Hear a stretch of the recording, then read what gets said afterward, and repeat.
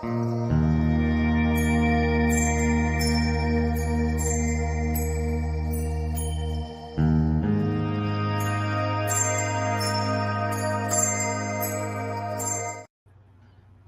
evening and welcome to the Psych Coffee Shop. I'm Aeson Knight, sitting down with Natasha. How are you, darling?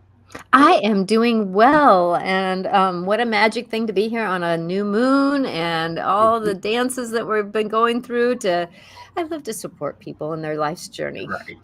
And I like sitting down with I get a lot of authors on that are writing metaphysical, but I like sitting down with different psychics and stuff. So tell our listeners how you started. I have been intuitive my whole life. I remember being born. I remember my contract coming into this world. I remember, and it's not a meditation. It's been something that I remember. I remember even being picked up as a baby, when I couldn't even hold my head up. I've just known things. I have so much memory from before 3 that it's like, and then it's like there's this, society and humanness got involved, Right. and I kind of took a hiatus from. But like my cousins have said, we come from an intuitive family, but when you spoke, Natasha, we always listened, even though you didn't speak very much. I was very shy, quiet, very subdued. But as life gave me things to work on, I had friends who said, Natasha, you need to be a counselor. I can sit down and talk about anything to you, and you just know how to listen, and then you know the right words to say. And it's like, thank you, because that's the thing, is I've never not been intuitive. I've been awake. People who have near-death experiences, they explain a lot of their soul conversation like I've known my whole life. And Right. so going into this, that I have this knowing of being, I've lived many past lives, or I call them, other lives, you know, Right. that I've understood the other lives I've negotiated, because they've just been whispers that have weaved their way through my knowings all through my life. And so going into this, that I can't tell you any time I haven't had inklings or knowings or Mhm. visions or soul transportation, Right. where I've traveled out and seen things, or known things that were happening before they happened, or and if I didn't know that they were happening, it was because my soul needed to learn something from it. Right. And I didn't have a voice at that time, because I was so shy and quiet, that I knew things were going to happen, but I was so shy that I didn't know how to voice the saying of no. I didn't know how to voice the saying of you need to not do this, because I didn't have that get up and move Mhm. personality. Right. So how did you gain your confidence? Life. Having 2 marriages that basically were quite abusive, Got it. and then having children at the same time that my parents passed. So that grief really, as I love to help people through grief, that it's an awakener, Right. and it gives us a voice. Like my husband said after my parents passed away, "You're not the same woman I married." Because I did have a voice. I did have a way of saying things, or not saying things, but knew how to say it in my energy field. Which Right. is sometimes you can really yell at somebody and not yell at them.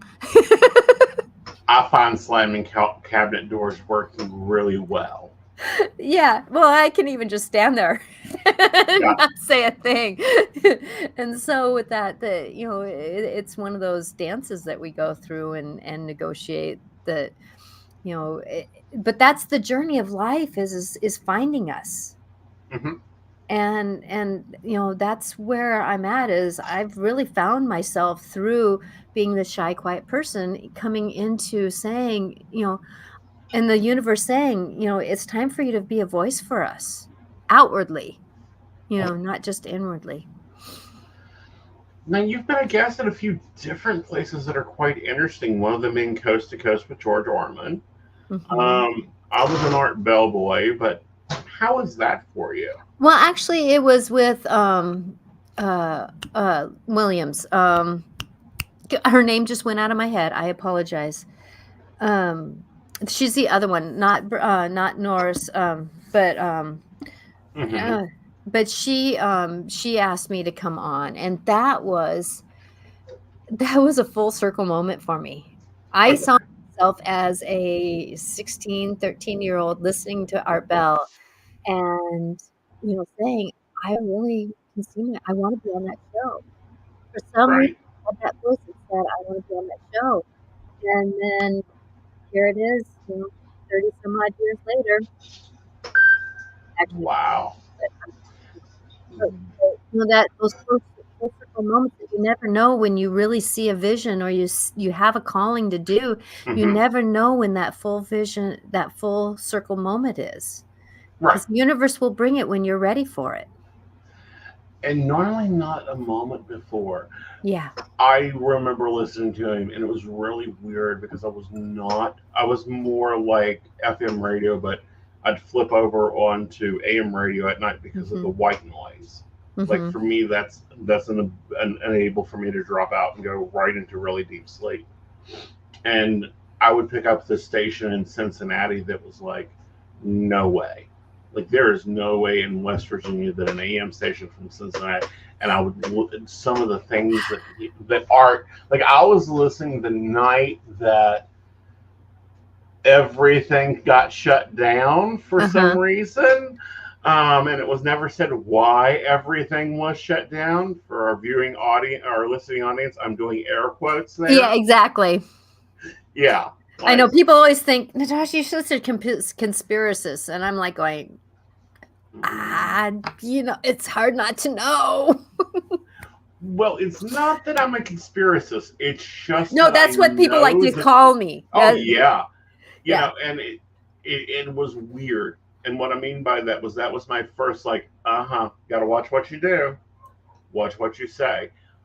And he's been a real big influence on my style of broadcasting and Mhm. hosting. Is it's I'm very much more into like that type of radio because like that was the dream thought at one time was I'll just go do AM radio and do talk shows Mhm. and interview guests on like UFOs and get into it and we ended up here by way of nursing and not listening to spirit.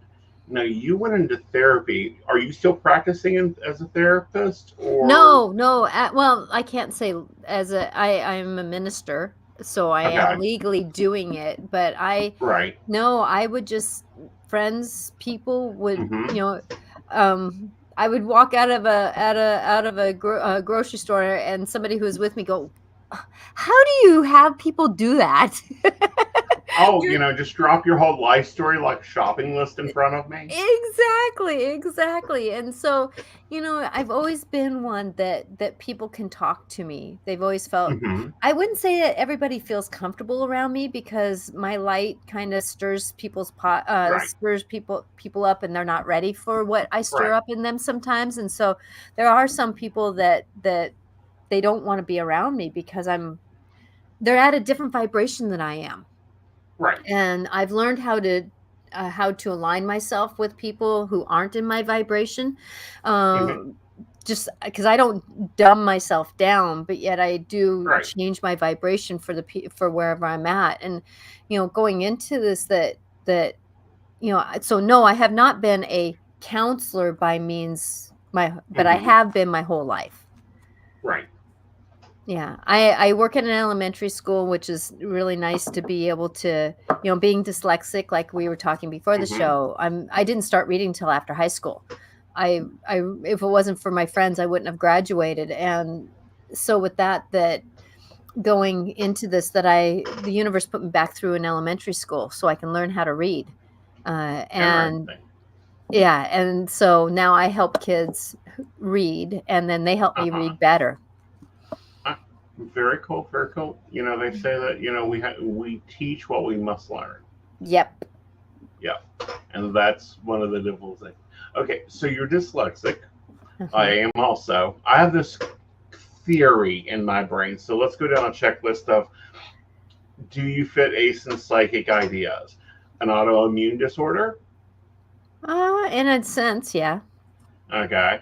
Um, Hyperactive? I have been accused of that. Yes. Okay. Well, not high. Yeah, not hyper, but the brain. Right. Like My husband says, constantly. "Why don't you remember to do that?" And I go, I know I got to write things down. I really do know I need to write things down. My house is not Hmm. disorganized by any means, but you can tell I don't. I have a lot of stuff. So, Well, that's called collecting. yeah.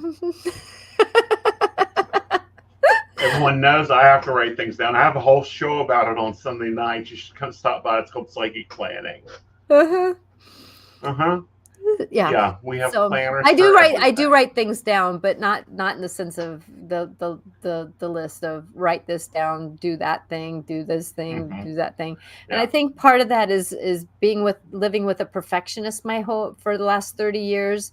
Uh huh. I don't want to be under his expectation list. So if I don't have a list, then I don't have to live under an expectation list.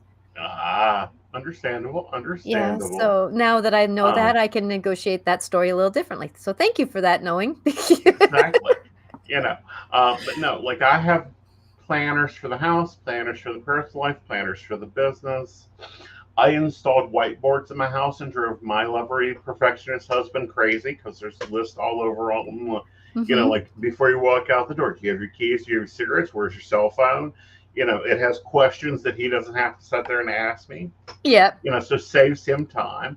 Yeah, exactly. you know, but I found that with a lot of psychics and a lot of mediums that these things occur.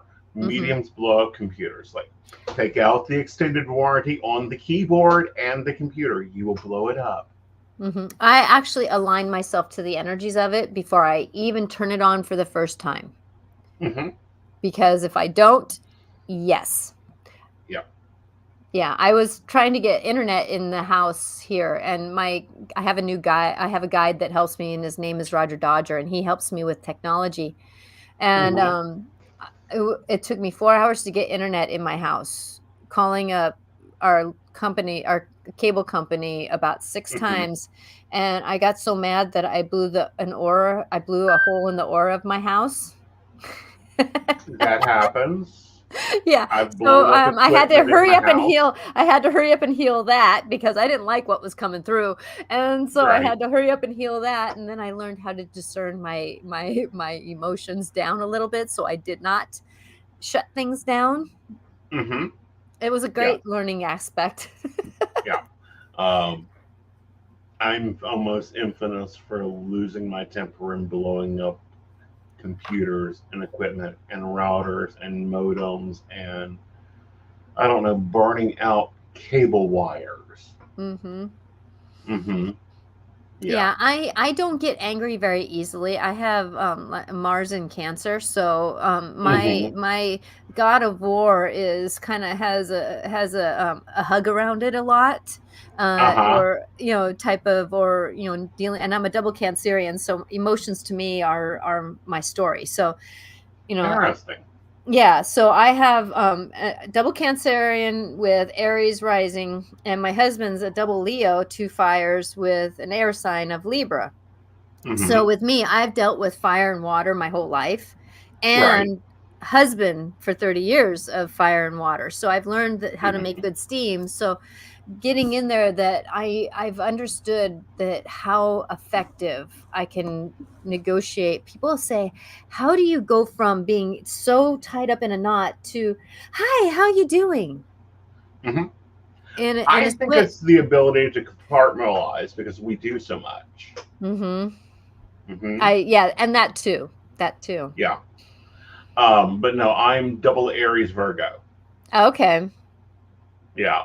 So yeah, God of War. Yeah, he's sitting in the house of his own reign, going, yeah, let's start a battle.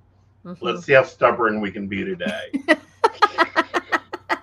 I actually, and then I have quite a few lifetimes of like the Fae and Uh Dragon huh. and stuff. So with me, then I just turn on that Fae part of me to kind of shift Mm-hmm. up a little bit. But that's a little Cool. bit more than a lot of people can do. But me knowing me and a lot of the lifetimes that I've lived, I know how to Mm-hmm. negotiate through the different lifetimes to bring up those tools and Right. to get how to live this lifetime with a little bit more grace and ease, even though I still am human, even though I still have to Hmm. negotiate it. Right. Um, so do you have time blindness? Do I have time blindness? Hmm. Yeah, yeah, yeah, Yeah. You know, you have to have an alarm for your reading. Like, oop, you only booked a 30-minute session and we've been here 2 hours. yeah, Yeah. yeah. Yeah. I have to tell myself to get some or what time I have to leave the house before, so I know when I have to leave, Hmm. not when I have to be there, but what time I Right. have to leave. My Right. husband keeps asking me, "Why do you have to keep programming what time we have to leave to the airport? Why do you have to keep going back and you've already told me a time. Why do you have Hmm. to keep remembering what time it is?" Right. And that's part of the dyslexic too, is not being able Hmm. to count hours very well. Right. Yeah, or those story problems. If someone leaves at such and such time and has to get there at a such and such time, I would be sitting there going, "What the hell? I See, give me 3 hours and I'll figure it out." get Dodger onto the Google and have him get you some Nest. I Mm. love my Nest. They operate all the time stuff. They have all the reminders programmed in. It's a wonderful adaptation. I'll have to think about that. But there again is Yeah. technology, and I have tried to negotiate it a little bit different. I guess, I kind of come back to I a lot, even Hmm. though there's these other tools, because I hate alarms, I hate extra noise, I hate beepers, I hate dinging, that vibration just. Ugh. Right. So it's like, how do I negotiate that? Yeah. All right. So tell us about your sessions. How do you operate them? You've got a few different ones. I do. I have group sessions. I love doing Okay. group sessions, as I so enjoy having someone be here at the beginning of the story. Hmm. And Right. then we go through these awarenesses. And I've had people who said, "Natasha, I've been in counseling for years. And in this hour, you have put so much together in my life. Hmm. How I don't know how you get the fuller picture of everything to know exactly that, because somebody talked to me this way, because my dog did this, because, how does that get to why I'm triggered so much in this moment?" Hmm. And then we go through and work through some of those emotions and those stories that we're meant to not carry on. Right. I also do a past life DNA longer session. Uh, Hmm. s- and what I love to do is go back, and as we go back through our family, our lifetime, and see Hmm. where we've got hiccups and doings. And there's times where I allow the person to give me what they see. And then there's Right. sometimes where I'll see, oh, there's something at 15. Let's look at that. And then we go back to pre-birth, and then we can go back into family lines and do some healing work back to, like, for me, I know that the family line of colon cancer came from someone back many, many generations that was deemed, because it was he was a child that was not born out of wedlock. I mean, he was born out of Right. wedlock, so he was deemed a stupid, or whatever that language was at that Right. time. And so wasn't digesting he didn't get food and stuff, so his core self did not get loved. And then that carried through the family line, and then came into through the generations. And so I went back and healed that. And my parents passed away um let's see, I'm now 57, so 50, they passed away at 54, 54, 55, and 56. So going into that Hmm. I'm healing a lot of those family lines, and I do that, help people do that, because it's up to you to heal yourself. but I Right. can be the facilitator in the image to help negotiate that world for you so that you can bring up awarenesses. And then as we're going back through the family line, I go back into past lives and see where there's some hiccups and some stories going on, and then bring those and ask for healing on those to come forward. And then as we come back up through up through the life to the age that somebody is now, then we go into and heal who we are today through that image. And then I have sessions afterwards to make sure that, now, how are you doing? What is your patterns that you're starting to break? And Mhm. congratulations, you're doing a good job. And those types of Right. things that, I hate to lead people off a cliff. Right. I don't ever want to do that. I want to give them a cloud to walk on, but it's up to Right. them to keep walking on the cloud. And so there's a lot of that. And then I do grief sessions, and even I even have a quick 30-minute session where it's just a quick check-in. How can I help you? What are you going through right now? A lot of my return clients do the 30-minute session just because it's they know how we work. It's just Move very that. quickly. Yeah, exactly. So Right. there's many different ways that I can help you. I also do a lot of 1-minute videos through YouTube and my social media that is just, how are you doing today? Take care of you. It's time I do mantras of the week. This month it's I'm valuing myself. So Interesting. yeah. So I do a lot of I do my goal is to help people look at their, I want to say, shadows, or that rabbit hole, or that idea of who we are, that say, if we bring light to it, we're meant to have shadows. We have to have these shadows to teach us how to live better. But if we Right. don't bring them up into light, how can we negotiate? And I love to help people. That's my life calling, is to help people go through that. Hmm. Interesting. And so you're able to help work through shadow work and that and those things that come in with our contracts. Like there are Mhm. addendums to our contracts, basically. Exactly. Yeah. Exactly. And I help people rewrite contracts.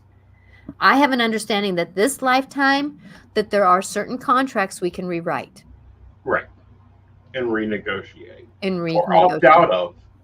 Or just Yeah, opt the total out of it. Like, nope, not doing that. Thank you. Thank you very much. But no, we're not going on the fourth level of insanity this year. exactly. Exactly. And so I've even done that in my life, and my husband getting Mhm. sober is part of that rewriting contract. Right. Which, But he had to make the congratulations. choice to do it, but I gave the opportunity by changing the energy. Yeah. So what is this? You do decorating, I guess it is. Feng Intuitive. shui. Yeah. How does that work for you? Like, are you able to remote do that, or do you have to be there physically? No, I remote do that. I also do house blessings and clearings. Uh huh. And so I'm kind of like, people say, "What kind of hat are you wearing today?" Right. But I do. Well. I love, because feng shui, I work with energy.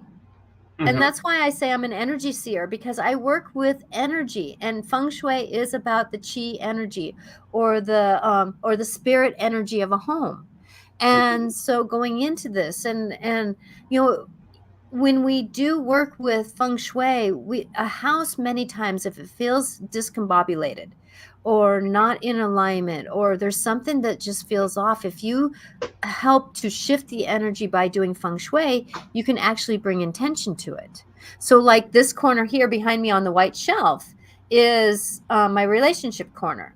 So at the top, I have love, which is my relationship with my husband. So people dancing, the love. And then I also have my relationship with angels. Since this is my Right. spirit room, I want to have a relationship with everything, so I have a shelf for the angels. And then the next one is basically my altar with all animals, Hmm. just that whole community of the Right. universe. And then the next one down is the fairies and trees. And then I have my family albums down below.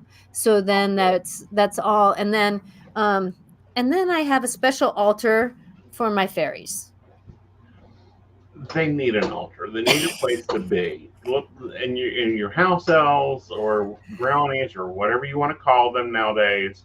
Hmm. And I think that there's not a lot of attention paid to those energies of your home anymore. No, They're there's not not. hot topics.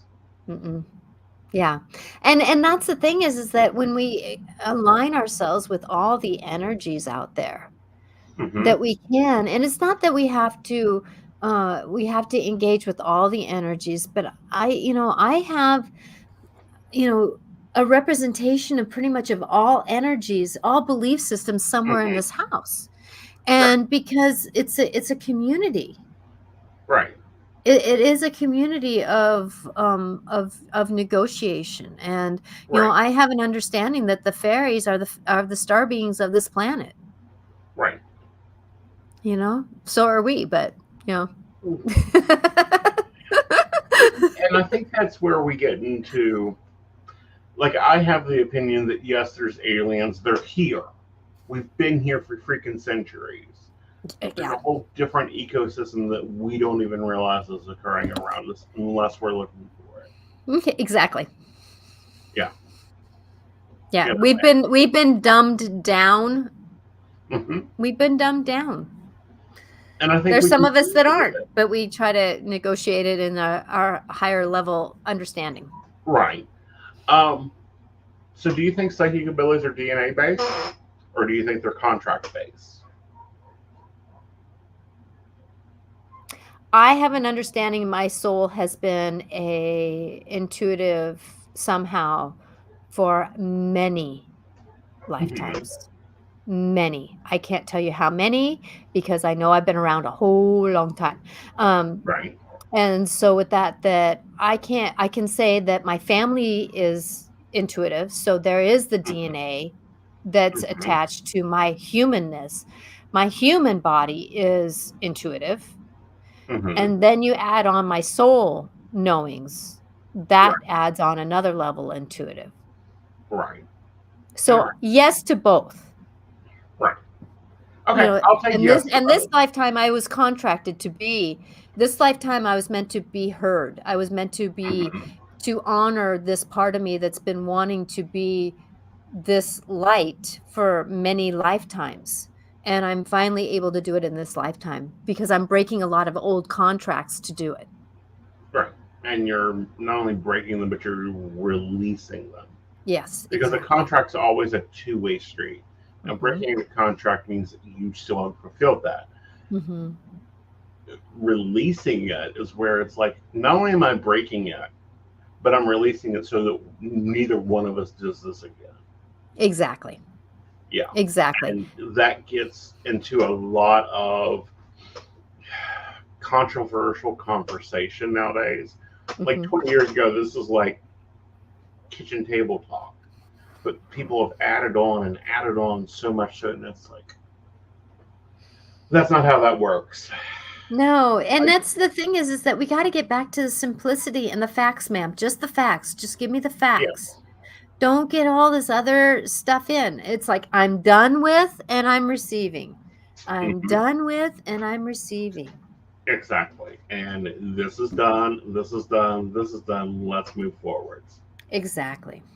Yeah. And trying to get people to understand that those levels of being done comes from your natural soul of going, I've tried this for 5 times. I'm never going to get this lesson. Let's find a new class.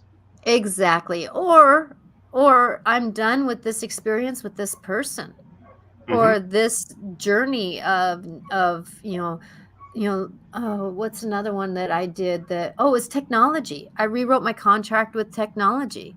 Hmm.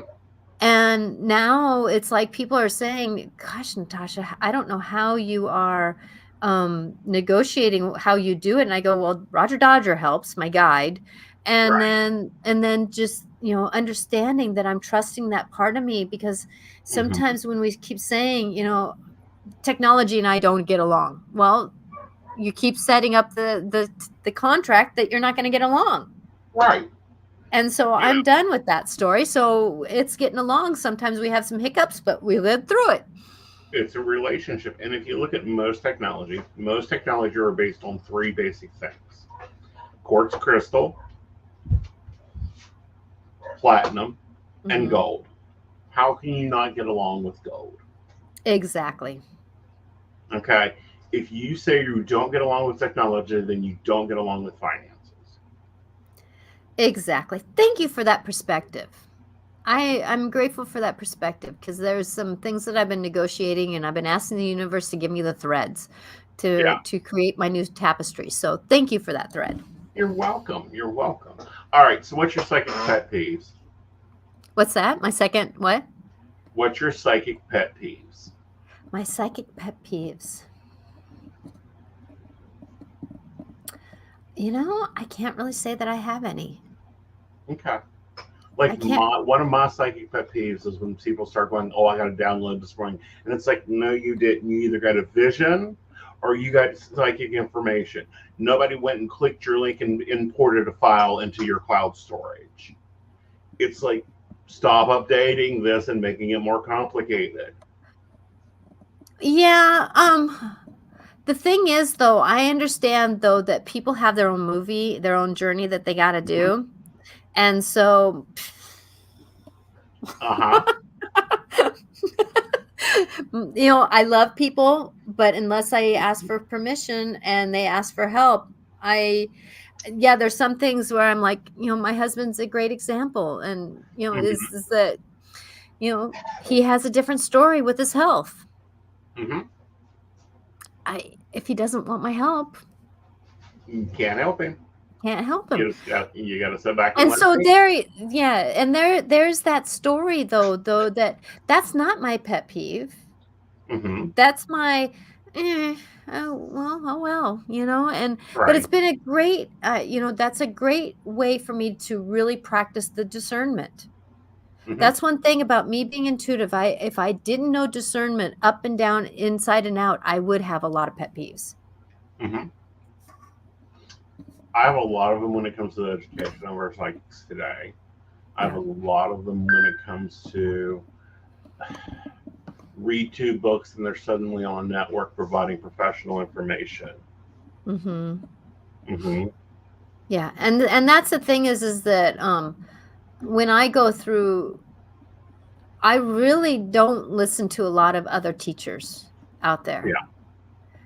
I may get drawn to listen to a certain thing here or there. And that's one thing that I've always tried to do in my shows because I do a live show every Monday Right. or every Wednesday at 4 o'clock. I used to do it Mondays, but now it's just Wednesdays at 4 o'clock. That Hmm. I that your truth is your truth. I'm just here to bring a perspective and Hmm. bring in some truths that I know that maybe can help your truths. Hmm. Very much so. All right, darling. So, where can they get appointments with you? Where can they tune into your shows and get all that information? You can reach me at intuitiveclarifications.com or Natasha Venter IC on pretty much all platforms. I'm on all platforms, including YouTube. I do my show on YouTube, Natasha Venter Intuitive Clarifications IC. Awesome. All right, darling. Well, thank you for joining me. And Has time gone already? oh yeah, we've hit the half hour mark. Oh, okay. Yeah, awesome. All right, hon. Let's take a break, and I'll see you later, darling. When you've got Okay. other So, projects coming. okay. Well, thank you very much for allowing me to be You're here, and I'm welcome. so grateful. So talk to you later. Okay, Are you thank you. ready for an enchanting journey of self-discovery and empowerment? Dive into the mystical world of Wicca with our courses guided by Lord Aeson Knight. Unveil Wicca's secrets, explore fundamental principles, and delve into essential topics like deity relationships and the purpose of rituals. Aeson Knight, a third-degree high priest, shares his wisdom through life coaching lessons, guiding you towards a brighter future. Step into the inner circle of enlightenment. Enroll today to embark on a journey toward a more empowered you. Click the link to take your first step into the magical circle. Ready to join the Psychic Coffee Shop Network? By becoming our patron, you'll unlock exclusive content from Aeson Knight, host of the Psychic Coffee Shop podcast and co-host of the Mountain Bears podcast. alongside the tech-savvy Techie Joe. Choose from subscription options ranging from Tall $1, Grande $5, to Venti $10 per month, supporting us in covering production costs and beyond. Depending on your subscription level, enjoy discounts on private readings, free access to classes and special events, behind-the-scenes extras, and the chance to participate in station meetings. Plus, you'll get early access to new content and the opportunity to shape future topics. We'll acknowledge your support in the credits of our videos. Don't wait. Brew some magic and join us today as a valued member. Link in the show description. Aeson Knight, your gateway to a transformed life. In a world where anyone can claim to be a life coach, Aeson stands out as a true professional with the skills and qualifications to guide you on your journey to success. So why invest in a personal life coach? Let's explore the game-changing benefits Aeson brings to the table. Ever find it hard to stay committed to change on your own? Aeson's expertise ensures you stay on track. With him as your coach, that internal drive kicks in, motivating you to keep your promises and achieve your goals. Making a change is tough, but Aeson makes it 1,000 times easier. He's your unwavering support, guiding you through challenges, pushing you beyond your limits, and believing in you even when you doubt yourself. Friends are great, but they may not always want to see you succeed. Aeson, on the other hand, is dedicated solely to your success. He removes negativity and limiting beliefs, giving you the tailored support you need. Forget endless hours deciphering advice from books and videos. Aeson is your shortcut to effective change. He saves you time and money by offering personalized attention, guiding you toward the tools and lessons that will truly work for you.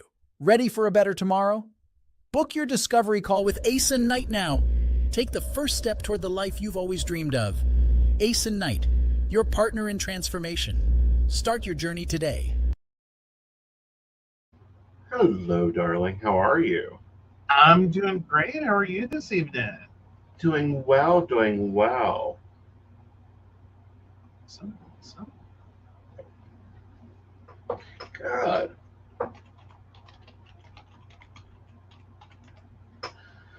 So, what do you got for me? All right. So, am I the asshole for agreeing to pet sit for my parents so they can attend a funeral?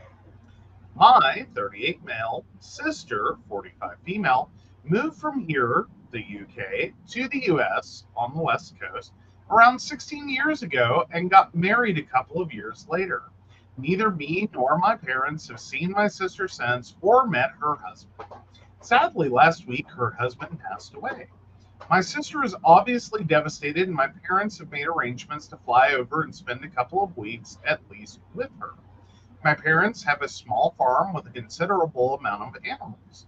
I immediately offered to stay and look after their pets so they could attend the funeral and comfort my sister. This is where it has been suggested I may be the asshole. The dates my parents will be away clash with my partner's 30 female birthday.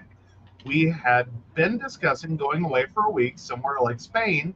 As of now, nothing had been booked, but from her perspective, it was set in stone that we would be going away. My partner thinks I should not have offered to watch the animals or should have told my parents to rearrange the flights to not clash, or at the very least consulted her first. I have pointed out the flights are already exceptionally expensive and those were the cheapest dates to fly. There is also no other viable option for the animals to be looked after. From my perspective, we can easily push going to Spain back 1 week since nothing is booked, and while a birthday is important, my parents seeing their daughter for the first time in 16 years, and maybe the last as they are both 72, is far more important in my eyes. So, am I the asshole? No. There are certain events that trump.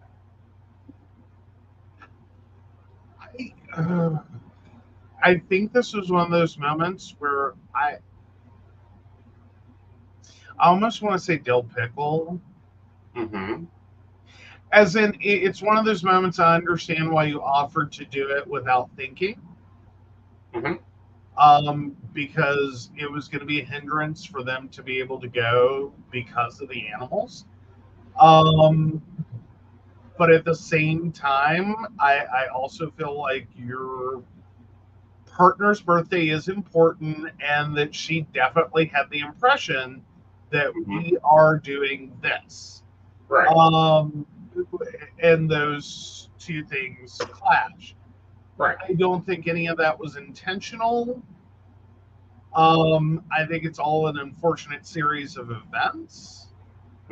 See, here's my thought though. I think the girlfriend's being an ass. Why don't the girlfriend go with you to pet sit so you get a vacation away at the farm, and then you two go on to Spain? Make this a longer trip, not a fully happy trip, but a longer trip. Well, see, here's what I'm wondering is if his partner is employed. Right. And that's where this is that I've already booked the dates with my employer. I can't just push it back. Like, I have this week off. There's other things going on at work. If we can't leave on time, we're taking a short trip. And you're still getting you're getting a different vacation for the partner. But that's what I'm saying is that the partner is already committed to working. Right. So they can't just take off those couple of weeks. And then, right.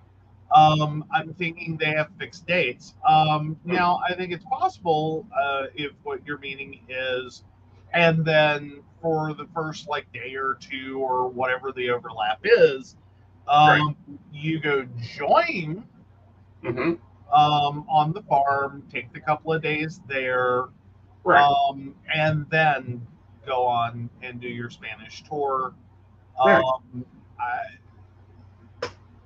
I think this is one of those moments where it's not exactly that you're an asshole. I think it's one of those moments of like there's a lot of pain and disappointment all around. Right. And like there's no good answer. There was never gonna be a good answer. Right. But it's just a bunch of things that unfortunately lined up the way they did. Right. I'm going dill pickle. Okay. Brenda's with funeral and grieving overrules vacation. Vacations can be rescheduled. Hard to reschedule death and funerals. Absolutely. And I think if we were just talking about the parents flying out for the funeral, I wouldn't be able to asshole him at all. But this is going to be a longer extended stay, which is great for his sister. And I'm sure that right now that this is going to help. Right. And why her parents are doing that to help her, bridge this death of her husband. And I get that. But again, I think it's because it's a couple of weeks. Right. We've moved past the funeral portion and we've now moved into, but you could have come back a little earlier. You could have done a few different things. Right. But again, don't want to, like, I don't think anyone was an intentional asshole. I don't even think the partner's being an intentional asshole. Right. Like, I think it's a lot of pain and disappointment and feeling like you were promised something that now you're not getting on the partner's perspective. I think it was, I agreed to something without considering it on OP's side of it. Right. And I think the parents made their plan with the focus on the sister without actually consulting anyone to find out what can we do. Right. And not this is what we're doing and we need someone to step up. Right. Or someone stepped up and offered and we did whatever we wanted. Right. And again, I don't even call the parents the asshole. I think that OP said whatever you need, like you do. Right. And this is unfortunately what's happened. Right. Well, and I feel like, with this, Brenda also brings up, since nothing is confirmed, the most likely the partner hasn't took Probably. the time off yet. Now, if this isn't a work situation, I think you can definitely reschedule for a week later, a different week, take longer vacation. Right. You know what I mean? Like, try to smooth this out. But if it is I already put my dates in, I just hadn't booked the tickets yet, Right. or you know what I mean. Then again, they are in the UK. I wonder if that the experience, like, because from a US perspective, if you're going to Spain, there are many things that have to get done Hmm. to make that a viable trip. Like, you are Right. hard booking times, you've got flights to arrange, you've got all kinds Hmm. of things. I don't know that this isn't a little more like, well, we're going to Florida for my birthday. Right. Like, pretend you say that to me. Okay, well, we can go down to the last couple of weeks before, or Hmm. even the last couple of days before we book a hotel room. Like, we're going to leave here, we're going to drive down, we Hmm. book the room. You know, it's not that big a deal. We're still on one continent. You know what I mean? Um, it's not that big a deal to wait a little later. We would probably start earlier. Well, We don't necessarily have to. this is what gets me, because I quickly Googled from UK to Spain. Uh-huh. This is a 2 hour and 15-minute trip. Uh-huh. So it's not even the depth of us trying to go to Florida. It's the equivalent of me driving from West Virginia Hmm. to North Carolina. And I get in like the UK and other countries around the world, Right. the fact that US is so Right. spread out, Right. and we like gladly take on like a 13-hour drive to Florida, Right. is Or, kind of a what? 8.5, depending on who's the driver. Mm-hmm. Hmm. True. But so I don't necessarily think it's telling Right. exactly Right. that a destination that's a couple hours away, they haven't made solid confirmed plans.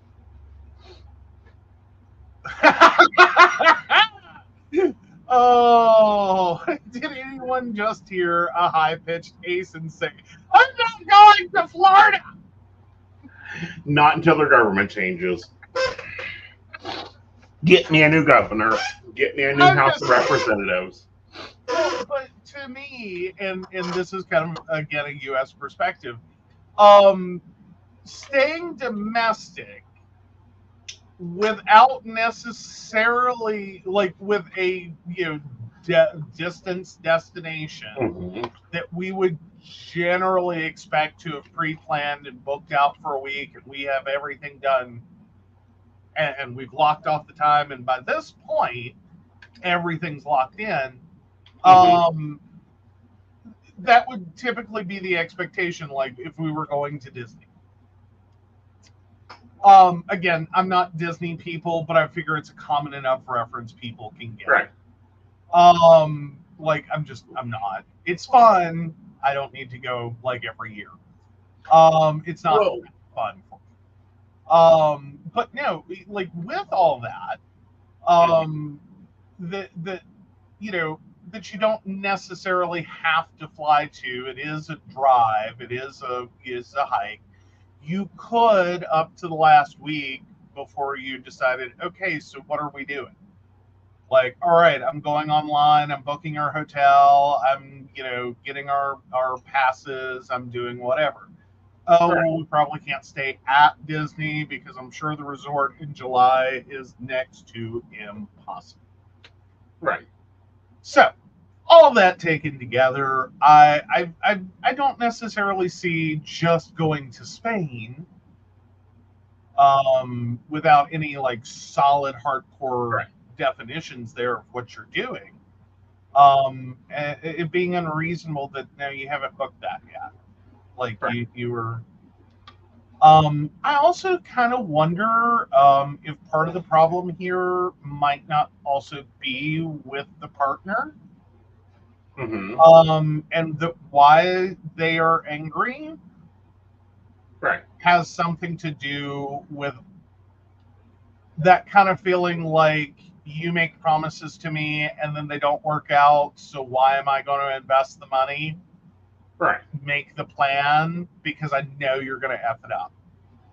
Right. So there's probably some consideration for that too. I doubt it's just this one incident. I think it's just this is a straw moment. Right. That could just be me overthinking it, but Well, it sounds like there's a conflict there that's existing. right.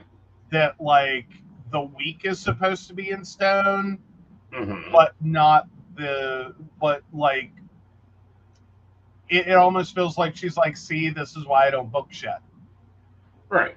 But the So point of it is, my point of it was looking at it, it would take us longer to go to Bear Island than it takes for them to figure out how to go to Spain.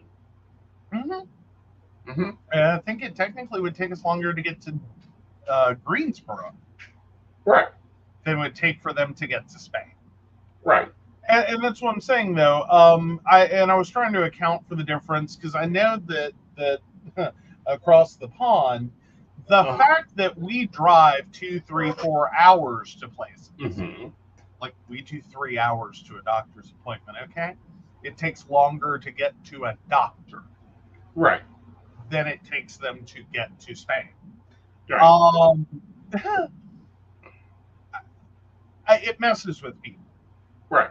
And I try to account for that it's a big difference. Like in the U.S., Right. you get used to driving a lot. Yeah. Well, that's because, Other in the countries are UK, right, and in the UK, they have trains, they have planes that just pippity boppity around like nothing. well, and that may be part of it too. Is show Right. up at a train station, get a ticket to Spain Right. right away. Right. Yeah. Oh yeah. So Shannon was saying my cop friend and I were lamenting the number of countries Europeans can hit on weekends throughout the year and not miss work yesterday. Exactly. So this isn't a big thing in the Allspark, but the poll is up. Go ahead and select your option. All right, on to relationship advice. It's- All right, so I think my boyfriend, 28 male, has found his soulmate, and that's not me, 27 female. I love him, but I feel desperate. What do you think about this story? Um, okay, it says it'll be a long post, but it seems short. All right. All right, so this will be a long post, and some of you maybe find it weird or childish, but I'm curious about your opinions. I've never seen this kind of situation before, and it freaks me out and makes me feel guilty. My boyfriend is playing on a MMORPG game in a high rank guild, which is international. Um, I know our audience is clear, but in case you're not that's in the room right now, massive multiplayer online role playing game, MMORPG. Sorry, it took me a second. I had to get there. I'm so anyway, which is international. I'm also playing on it, but in a different clan, and I'm not a good player. One day turned out one of his guild mates is from the same country and city, and this girl lives from him just like one street. She has really similar personality with my boyfriend, and this girl is really clever and nice. She is also pretty. I cannot compete with her. Just no way. I have a really difficult personality. I'm not good at anything in real life. I'm also not a beauty queen. I feel guilty because I think I have separated them. I wanted to make them meet in real life, but my boyfriend doesn't want to hear a single word about that idea. He doesn't believe in the soulmate thing. I've tried talking about this situation with therapists and they didn't say anything about it. I'm also working on myself for several years now, and I don't see any positive changes. Anyway, I have no clue what to do with all of this. Sorry for my broken English. What do you think? I think you've made it up in your head. Point blank. You're sitting here working through your own insecurities by creating other insecurities. They don't work. I feel sorry for the boyfriend. I do too. Can I just start there? So like, there's like two things going on at least. Right. So like your girlfriend has like zero self-esteem. Like OP has zero self-esteem. Right. I'm not good at anything. I'm not pretty. I'm not smart. I'm not like, Right. Jesus Christ. Right. Meanwhile, everyone in the world, I think, was a threat except for. Like, Right. they're a good gamer, but they don't live close, and like they're not pretty. Okay, cool, not a threat. You know what I mean? Like and now she's hit someone that it's like I can't compete with her. Yeah. Like she's, you know what I mean? Like Right. ostensibly to her, Right. she's prettier than me, and she's smarter than me, and she's funnier than me, and she's, you know, a better gamer than I am, and she's, you know, got a similar personality to him, and Yeah. I think this is a thing of like we grow up with this fairy tale Mm-hmm. of how relationships are and how they work and who we're supposed to be with. And I think she has trouble believing she's supposed to find anyone. Right. And she's just waiting for you to leave, or is waiting for the boyfriend to leave. But also, she's Meanwhile, trying to pick his soulmate, which is bullshit. well, meanwhile, I'm turning around and going, and then, Right. like, she's over here basically trying to pimp him out. Like, you're so much better than I am. Let me go find you the girl of your dreams. Oh my God, here she is. Let me throw the two of you together. And he is like, I don't want her. I'm not interested in her. I don't want to even meet her. Yeah, like I'm not, like, this Right. is not like, props to boyfriend. If nothing else, he's at least at the point of, I may not be the brightest bulb in the box, but I ain't that burnout. Exactly. Like, there is no way in hell. Well, not only that, but he's probably not interested in her. And it's kind of like me. I don't want to date another psychic. There's not enough room to store our tarot in this house. And I'm not taking out a storage room. Yeah, I think that's exactly it, Brenda. Why do you try to push your boyfriend to meet another girl that he doesn't want to? She's already decided that she's going to lose him, so she might as well pick out a replacement. What the, you know what I mean? It's that whole what the hell moment. And this is rude. This is rude. I know before I say it, this is rude. It really feels like the epitome of the words. Sometimes the trash takes itself out. Right. Like, that's where she is emotionally, is Right. like, I'm garbage. And she is literally yeeting herself into a dumpster. Like, Right. just as hard as she can go. Right. Just like, yeet. Girl.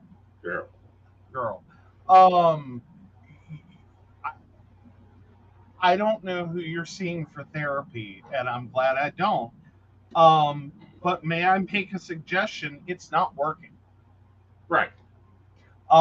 So either y'all need to get a little more hardcore, Mm-hmm. or you need to find someone who's better at it. Right. Because it sounds like for all, like, if this is your better, Right. like, I really hope this isn't your better. Like, I can't imagine much worse. Right. But if this is your better, Right. what the hell? Right. Like, you know what I mean? Like, I don't expect therapy to ever like fix someone in 5 minutes or less. I don't expect therapy to be something you do for a couple of months and okay, everything's better now. But like the negative you would have to be coming from, because you're at 0. The negative you would have to be coming from. You shouldn't have been meeting a boyfriend. You should have been institutionalized. Well, not because only that's a scary level of 0. right. Like 0. Mm-hmm.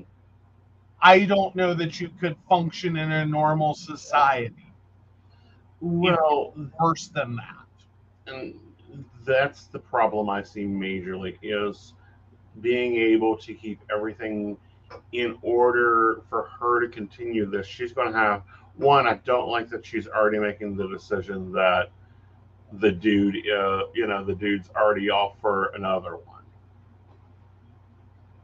Well, I mean, there's a lot of problems here, but I think it's literally like she just never envisioned herself with someone, and she is totally expecting him to leave, and is like, see, here's my confirmation.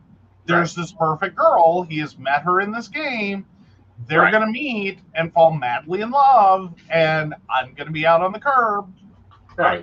So let me go ahead and introduce you guys. I'll pack up my stuff and take myself out to the curb. Like, no fight, no, like, nothing. Nothing. Not going to engage. Just like, yep, I'll be on the curb waiting for trash day. Why? Is my point. I'm sitting here going, your self-esteem has to be a goose egg of a 0. Like, it is a battered and bruised 0 from hell. Exactly. And to think that this is potentially, because she says, what, this, I've been in therapy for a couple of years or something? For several years now. You're at 0. Like, several years ago, you were worse. Like, I don't know how worse this gets. I can't fathom it. In bed doing nothing? Like, is about all I got for that. But several years? Like, oh my God. Yeah. All right, so Shannon says, I just want to say, for all the shit my friends gave me for dating online and marrying an immigrant, a whole lot of them have started online dating and looking at guys from other countries. And she's probably in a doom spiral and she wants here. Pardon? Because of the net bullshit. I mean, when you import, you get better quality. I'm sorry. But she's probably on a doom spiral and she wants him to leave on her terms. Exactly. She is literally the trash taking itself out. And I say that in terms of, I don't think she's bad. I don't think she's horrible. I think she's probably a pretty decent girlfriend. But in her mind, she has 2 strings coming out of her head and a big giant glad stamp. Like, that's it. That's the whole, like, you could draw a picture. A 5-year-old can draw a picture of this woman in terms of her own self-perception, because all you need is a black crayon and a yellow crayon. Hefty. Or glad, or whatever you want to put on it. That's it. Anyone could draw, like, who's the suspect? Here you go. And I'm sorry, that's horrible, and I think you're being failed miserably by therapy if you are several years. And this is as good as you're doing. I think you need better. Now let me grab a bumper. Okay. I haven't had this one in a while.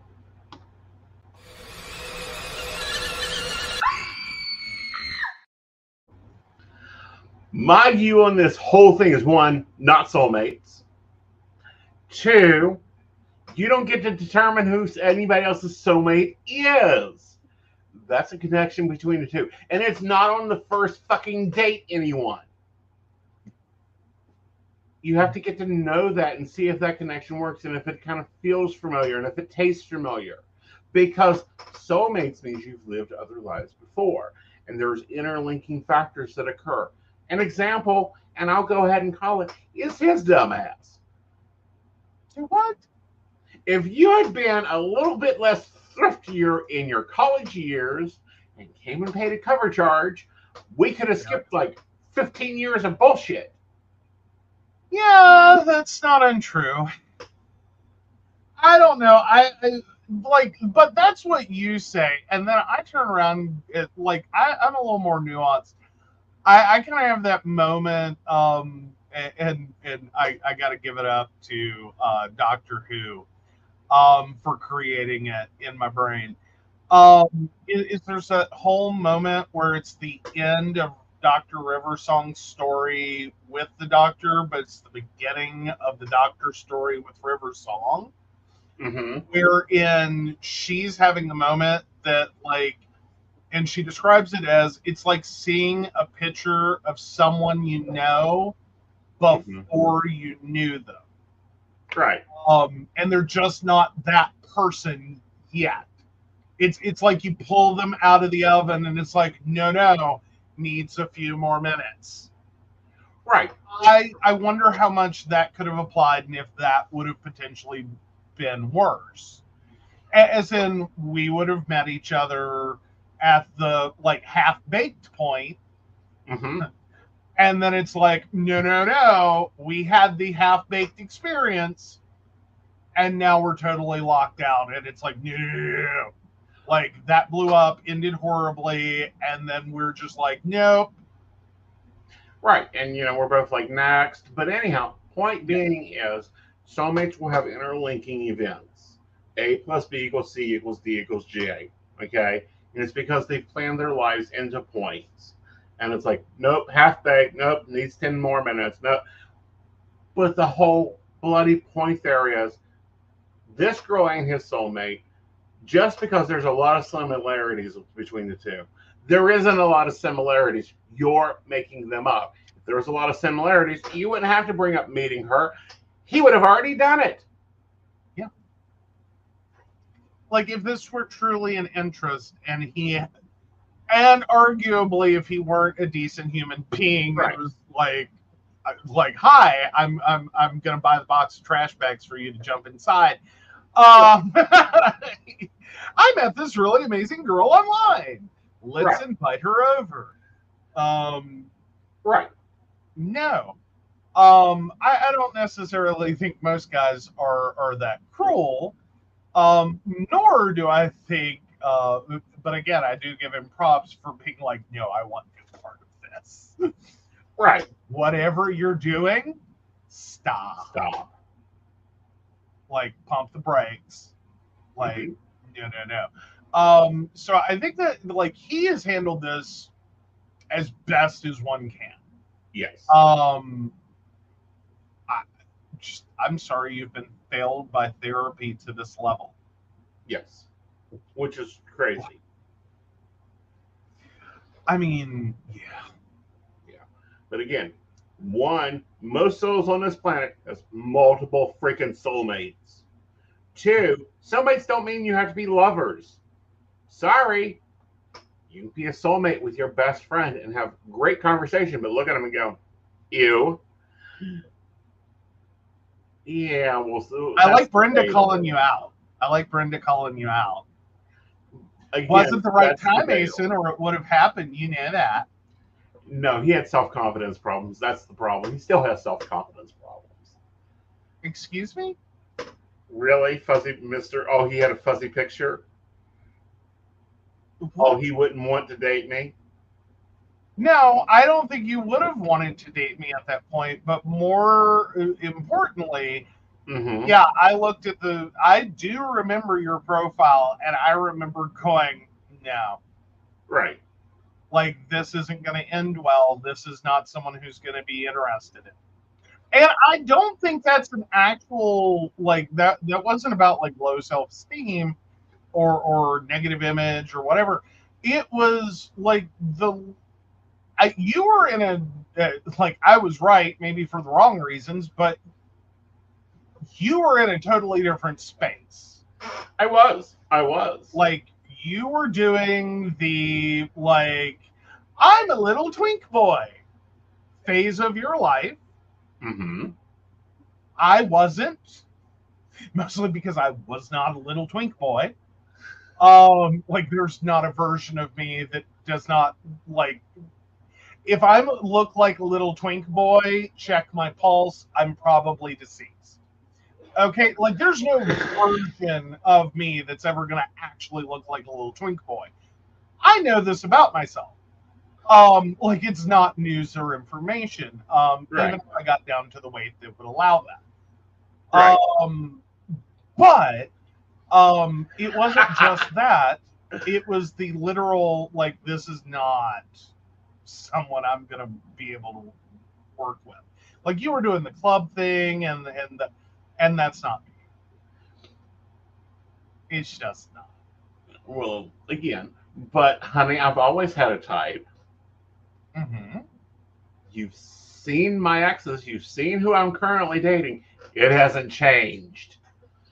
Uh-huh. But there for about that period, you were practically changing them as fast as underwear. No, it wasn't.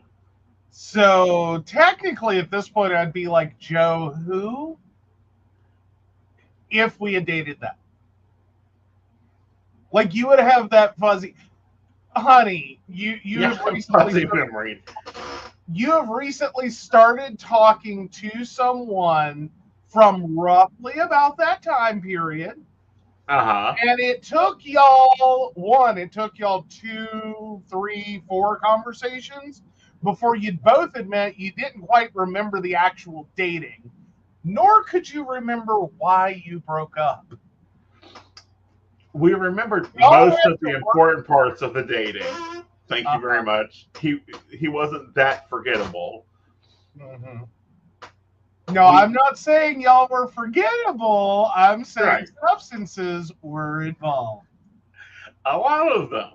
But that was like 2 years after that. I know, but I'm saying that's still a period. Like, you had just come out of that. You were still in the club scene. You were still drinking heavily. Mm-hmm. Like, I'm going to tell you right now, that wasn't going to go well. Uh-huh. Like, the heavy drinking, like, because you, from that time period, have things that you don't quite remember.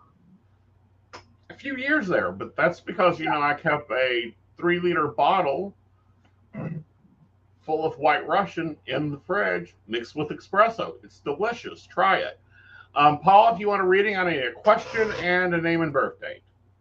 Yep. Full date of birth, please, month, day, and year. Yep. So Brenda says, so he wasn't at the right self-confidence level to meet you, plus he didn't have the energy and patience to deal with you yet. I don't even know that it was entirely that. Right. It wasn't like the energy and patience. Like, I've had patience for a while now. I don't think the person that he was at the time, especially at the point of the heavy drinking, like, that's the point I'm going to hold on to. Like, I can deal with most of the other stuff. The heavy drinking, though, that's kind of a killer for me even now. Right. Like, I don't like babysitting alcoholics. I don't. I won't. What? Now, I will DD. He is more than welcome to have a few drinks and have a few nights here and there where he goes out and has great fun and tons to drink, and I don't care. What I mean is, I am not going to 24/7, 365 days a year babysit an alcoholic. And quite frankly, that was about how you were living. Was you were drinking a lot.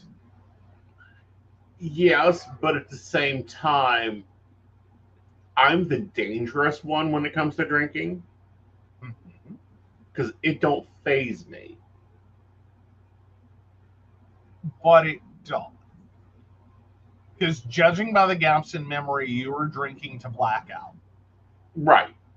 But what I'm So, saying is, mhm. it don't phase me. This is the reason why Aeson doesn't drink more than once a month. Um, Lots of alcohol. Yeah. Well, but the more important part for me Right. is like I'll babysit him up to once a month. Yeah. Like on average, like he can eat them up. He can do 12 straight days. But that's it. Like we Yeah. average out for the year, it better be once a month or I'm out. Right. Because no, I'm not doing this. I grew up with an alcoholic father. Mm-hmm. Alcoholics aren't fun or funny to me. Right. Like I can find it fun in short and limited Mm-hmm. doses, Right. but you get too far down that, and it's like, okay, I'm done. Right. Like I can't do it. Right. Like I'm not gonna ride this roller coaster. Mm-hmm. But at the time, it was because there was so much shit going on, and the environment I was in, and it's not that, and that's why I don't wear the alcoholic title, is because I went to work every day, drove home every day, cleaned the house, dated, all of it. And yeah, there's gaps in memory, major events I remember. But here's the problem with that. Mm-hmm. I do not think you are a permanent fixed addict alcoholic, Mm-hmm. but I think you were an episodic alcoholic Mm-hmm. and you were functional. You were a functional alcoholic, And not but you reading at were the time, by the way. well, but when you describe it though, Yeah. you got out of bed needing a drink. No, I got out of bed and poured me a cup of coffee. Like, my coffee's always been my go-to. Uh-huh. But you still needed a drink to function, to Yeah. live with this.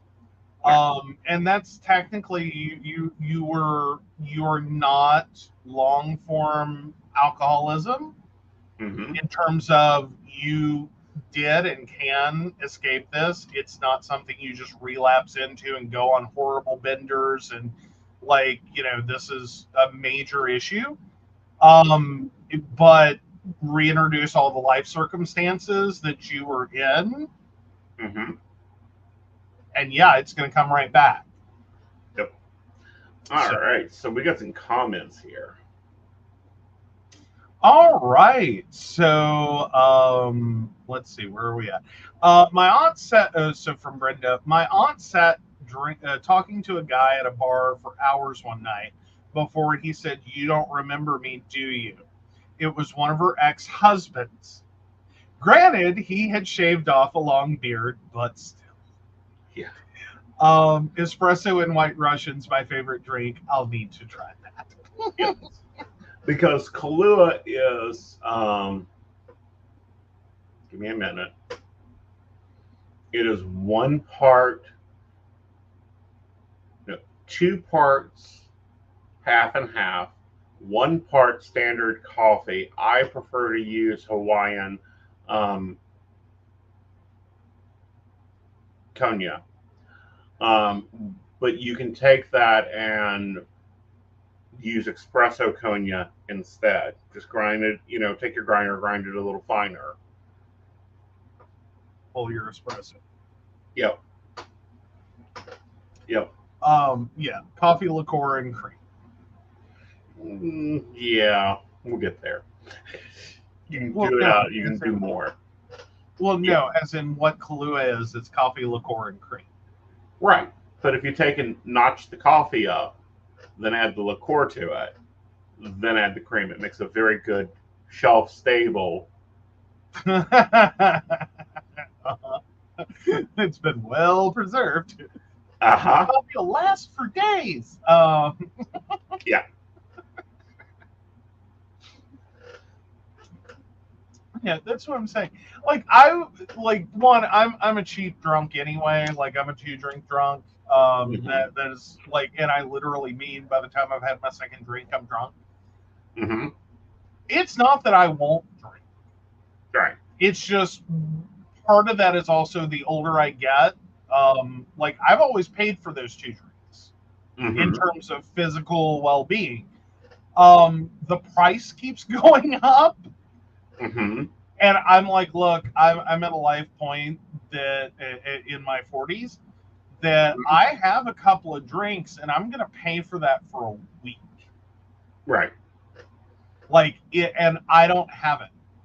Like, Right. it's not worth it. Like, I didn't have that much fun Right. to get drunk and then pay for off my 2 drinks. And I mean that sincerely and literally. Mm-hmm. To pay for that for a whole week. Mm-hmm. To feel like crap and to just blah. Right. You know, and anything more than that, it just gets worse. Right. Like the price goes up a little higher, and I feel worse. Right. So no, no. Yeah, you're much different than I am. I'm hand me a black card. Yeah, Yeah. And I'm not like, doing it. yeah. Like I'm sorry, it just doesn't. No. Right. Yeah. But, also, I'm not a beer drinker. Not even interested. Normally normal liquors, prefer vodka, prefer gin, with additions. But I'm gonna wake up in the morning, grab a cup of coffee, I'm ready to go. I need to load water now because I've gotten older and I'm out of it. But nah, I can, and that's why it's like, oh no, there are built-in controls to, I'm done with this. Oh, Brenda says I'm still waiting for my first hangover. My friends hate that. Agreed, Brenda. That's yeah. No. Oh. Yeah. Yeah. Yeah. Hangovers and I are old friends. It's again, it's part of like, and mine drags on. It doesn't. It's. Right. I mean, my earliest drinking experiences weren't that off the mark. Mm-hmm. Like I get drunk on Friday night. Okay, I feel like crap on Saturday. I'm gonna kind of hang out in bed. I have a hangover. All right, by Sunday I'm starting to feel better, and food is no longer a disgusting concept. Right. Is where this started at. It's only gotten worse. Right. Like if you can imagine days before you get to that. Okay, food does not sound like a disgusting concept to me. Right. Just I'm tired, and it's a hangover, and it lasts for days. Mm-hmm. It's why I've seriously considered, if I could imagine drinking being a larger part of my life, Mm-hmm. I would probably try to go ahead and do the testing to find out. Like, Right. do I have some genetic defect or a protein defect or some weirdo defect that Mm-hmm. I can't process alcohol properly? Right. Because it's long felt like that's what's going on.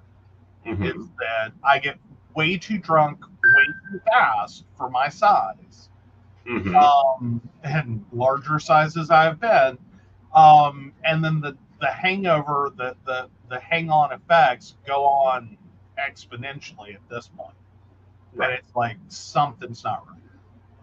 Right. And then for me, it's the opposite. Like I'm the exact opposite drunk of you. No hangover, drinks as much as he wants, can keep drinking long after you'd think he'd be drunk. Mm-hmm. Like trying to take him out and get him drunk is a cute concept. And legitimately, I hope you brought the Amex Black because there's no telling what you're going to spend. Right. Like there's just good Right. luck. Good Yeah. luck. And still, well, it's like, and we done this one night. I killed a bottle of wine before he got home. Uh-huh. I turned around and drank another bottle of wine with him. Mm-hmm. Got tired of it, pulled out what I have in the freezer, made drinks till about 7 in the morning, and went, well, shit, maybe I should log into work. Nope, I've been drinking, I don't work. Okay, I go to bed. Went in, laid down, got up. He's in the bathroom floor. And I'm taking my going, pillow and my blankie, and this is my home now. yeah. And I'm like, honey, will you wake up? Do you want food? No. And I go in and make food, get a shower, start my day. Because I had a bottle dead. of wine, I knew this wasn't going to go well. Right. Because 2 drinks to drunk, 3 drinks is my literal max. Right. Should be my literal max. Because once I go past that, I will throw up. Because I start having equilibrium issues to hell. Right. Right. Like it's like being seasick and not moving. Right. Like there's no hope for me at all. Right. Like I will throw up. It will be violent. Mm-hmm. I'm just going to go ahead and cut out the middleman, which I did that night. Took my pillow and my blankie and curled up in front of the toilet because it's going to happen. Right. It's easier to set up and throw up than it is to have to get up, walk, and throw. Mm-hmm. Right. Understandable. But no. So it is what it is. But no, I'm glad I'm not living that lifestyle now.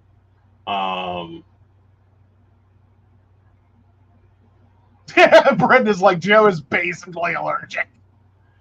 Joe is basically allergic. I'm basically agnostic to it.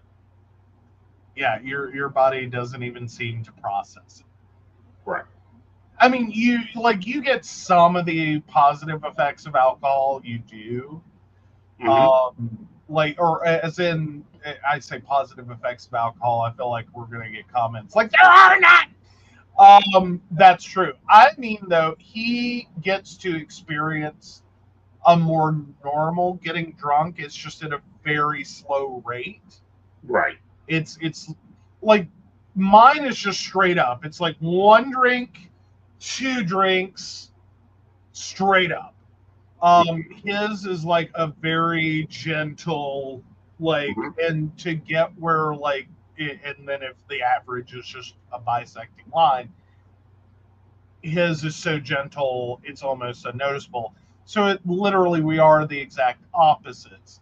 His line is down here, and mine is like straight up. Right. So yeah, and it is. That's why I've sat here and had like, if I thought alcohol were going to be more of my life, or if I somehow wanted it to be, I would probably find out, is that even a thing? Right. Like, is that ever going to be possible, or am I going to do some real serious damage real quickly? Like, this is the worst idea I could ever have. Right. You know, and for me, it's like, it's gotten better over the years as I take more space away from it. But we're still at 13 mixed drinks in an 8-hour period to even get moderately where you get with 1. Yeah. Okay, so Brenda has a serious question. Will you need to check gluten-free with your drinks now? Yes. Yes. Yes. Yeah. Like, we will be checking that now. Most liquors already come that way. It'll be the mixers I've got to watch for.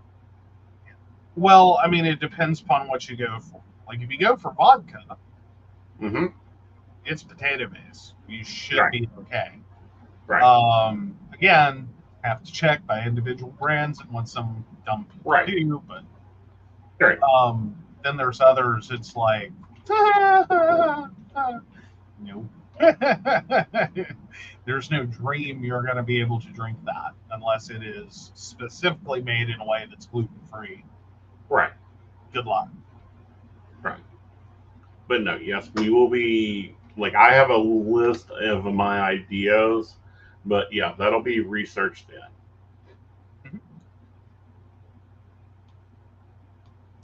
Yeah, Brenda was like, I was thinking whiskey's got to be gluten and some. Yeah, and see, I'm not a big whiskey drinker. Again, I think on some level your body knew, Right. because he doesn't drink many. Like he does not get excited about any brown liquor. Right. Like your typical dark liquors. He doesn't get excited about any of those. He's always like most of the things he does are clear liquors. Right. Like he likes gin, he likes vodka, he likes like you start going through it, his body's already been self-selecting. Right. Like he does not have a taste preference for things that I would immediately be like, no. Right. Bad life choice. Yeah, cedars, wine, sherry, spirits, ports, and liqueurs are gluten free. Mm-hmm. I will say the best I think I've done was recent. And that was on a pineapple liqueur. Right.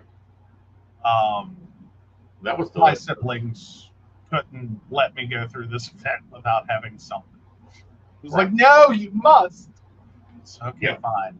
It's like, here, try this, you'll like it. It's Right. like, okay, I like it. Yeah. That was good. The pineapple liqueur was good. I could see a Or, lot. no. Banana liqueur is one. Oh, you had the banana liqueur. I had the Okay. banana. Yeah. Yeah. That family vacation was interesting because I found a drink that I'd sworn off that was delicious. The banana Which liqueur was? was good. The jelly shots were good. The gin and coke bottled. Because normally, Oh, yeah. normally when they do bottled gin and coke, they use a very cheap coke, and I hate that flavor. I'm very much Coca-Cola or RC when it comes to my cokes. So I was very impressed with the Jello shots that were made. I was very impressed with the Like, yeah, you were having liqueurs. fun all over the place. Yeah, And I I was even fun had all- a couple of the Jello shots. Like, this is the funny part is like I'm more trusting in my family because, Mhm. as Mom put it, for having 5 kids that are so different, we're all the same. Mhm. And like the level of like alcoholic or like alcohol nerdism that Mhm. is involved in my family. Right. Like, no, I know I made it sound like my brother was like forcing me to drink. He was. Right. Tempting me to drink, absolutely. But like, no, he was like right there with it, like, no, it's, it'll be fine. Right. And I can be more trusting of that, rather than random club drinking. Yeah. But for those wondering outside or thoughts on this, according to Celiacs UK, which I'm using as my trusted source, including malt whiskeys, which are made from barley, are safe for people with celiac disease because in the distilling process it removes the gluten. Really? Yep. Now listen to this and see if this sounds like any of my ever drink orders. Beer, lagers, shouts, ales contain various amounts of gluten not suitable for a gluten-free diet, but gluten-free options are available. I don't like any of those. No. And you barely found the one little beer that you like. Yeah. It's not even a... Well, and the problem is you can't find it anymore. Right. Like that poor little Next beer is just unavailable Everywhere. So it's like he found a beer. Uh, Right. and that was before, so we don't even know for sure that you could have that now. But it was like your one. It was the one beer you liked. Right. No, I cannot. Oh, it's not gluten free. Right. It's not gluten-free. It's just barley free. Damn. Yeah. It explains why you were having some other issues out. Mm-hmm. Because yeah, it wasn't as bad as, but it was still Mhm. issues. Like Of barley course, my seems to new. be A1. Like there's no level of Mhm. barley that's tolerable in your system No, whatsoever. whatsoever. None. Just none. Zip, zero, nada. None. Mhm. Right. So. Oh no! Shannon says, sounds like me. We finally found a beer I like, and it's discontinued. Nobody stocks it here. These are the problems I'm finding with a lot of things. So it's like, okay, we're traveling. We're going to have to hit a grocery store while we're traveling. But on the other side of that page, looking at my natural behavior, we're finding things that are like, do not eat. And I'm like, I hate that anyhow. Why would I eat it? Well, and then we're finding things that had to have changed. Yeah. Because it's like, you eat that. You have always eaten that. You like that. Right. And then it's got to be that somewhere along the way they did an ingredient tweak. Right. And it's like, that's not a thing now. Right. Yeah, I can drink beer, but like honestly, again, as a 2-drink drunk, Mhm. I prefer drinking things I enjoy. Mhm. Well, because I only get 2. right. And right now my favorite is sake, but we'll see where that goes. Mm-hmm. Mhm. Yeah. So, if anyone wanted to know, my favorite, if I'm gonna do this to myself, is Midori Sours. Right. To give him governance. It's kind Yeah. They're good. Now, ultimate drink is Sapphire Vodka and Kahlua over ice. Oh, there you go. Yes. All right. So moving on. Moving on. Away We've given them from enough bar time guy. to vote in the poll. Y'all have had plenty of time to vote. Yeah. Ooh. Interesting. It's a split. Ooh. Yes. The jury comes back inconsistent. 50% say yes, you're an asshole for volunteering to go babysit your parents' pets while they go on vacation. And 50% say no, you're not an asshole. No dill pickles? No dill pickles. I went dill pickle. I know. You really like that one. For this one, yes. Yes. Because it's messy. It's very messy. Yeah. All right, guys. So I will see you Thursday at 8 o'clock with Miss Sandy. So take it away, my dear. All right. So, of course, we want to thank Beverly Walker, Mika G, Kathy, Mary Winfield, Brenda, Shannon C, Shannon D, Lady Gwendolyn, Charles Shaw, Tracy Van, Caitlin Bell, and Devin. Oh, excuse me, guys.